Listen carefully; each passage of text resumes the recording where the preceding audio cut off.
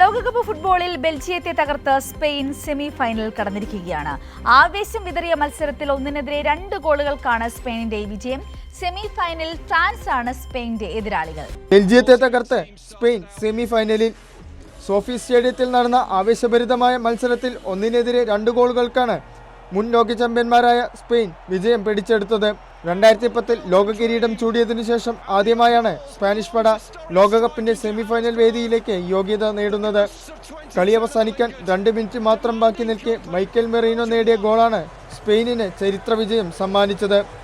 മത്സരത്തിന്റെ തുടക്കം മുതൽ ഇരു ടീമുകളും ആക്രമണ ഫുട്ബോളാണ് പുറത്തെടുത്തത്.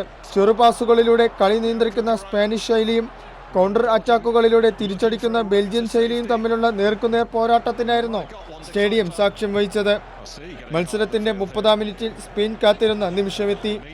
ഡാനി ഓൾമോ തൊടുത്ത ഒരു മിന്നൽ shot Belgium goal keeper Thibaut Courtois തട്ടിയകറ്റിയെങ്കിലും റീബൗണ്ടായി വന്ന പന്ത് മനോഹരമായൊരു ഫിനിഷിംഗിലൂടെ ഫാബിയൻ റൂയിസ് വലയിലെത്തിച്ചു.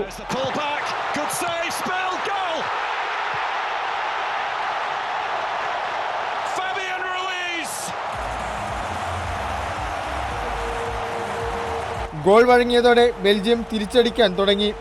ആദ്യ പകുതി അവസാനിക്കാൻ 4 മിനിറ്റ് മാത്രം ബാക്കി നിൽക്കെ 41-ാം മിനിറ്റിൽ അവർ ലക്ഷ്യം കണ്ടു.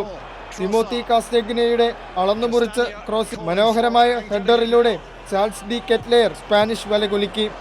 ഈ ലോകകപ്പ് ടൂർണമെന്റിൽ സ്പെയിൻ വഴങ്ങുന്ന ആദ്യ ഗോൾ കൂടിയായിരുന്നു ഇത്.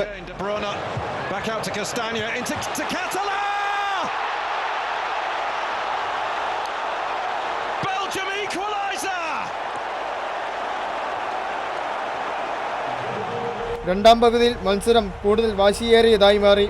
എന്നാൽ മത്സരത്തിന്റെ 71-ാം മിനിറ്റിൽ ഗോൾ കീപ്പർ തിബോട്ട് കോർട്ടോയ്സിന് പരിക്കേറ്റത് ബെൽജിയത്തിന് തിരിച്ചടിയായി.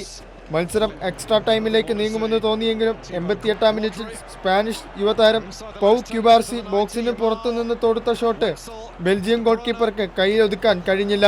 കൈകളിൽ നിന്ന് വഴുതിപ്പോയ ആ പന്തിലേക്ക് പരുന്തിനെ പോലെ പാഞ്ഞെടുത്ത മൈക്കൽ മെറീനോ അത് വലയ്ക്കുള്ളിലേക്ക് പായിച്ചു. Kubasi taking aim.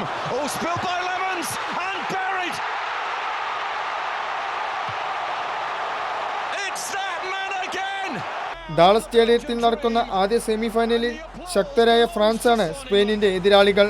World cup desk Kairali news.